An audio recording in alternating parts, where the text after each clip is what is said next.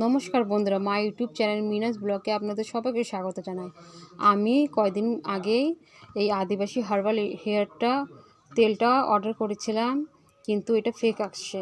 Facebook থেকে করেছিলাম, কিন্তু আমি জানতে পারিনি যে এটা ফেক তেল।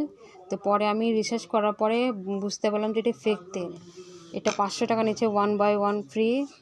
এই দেখেন, এটাতে কোনো আইডি টাইডি কোনো কিচ্ছু না। এটা নেওয়ার পরে আমার চুলটাও বেশ কিছুটা উঠে গেছে, অনেকটা উঠে গেছে। তা আপনারা সতর্ক থাকবেন, এইসব নোংরা তেল অবশ্যই ব্যবহার করবেন না, আর অর্ডারও করবেন না।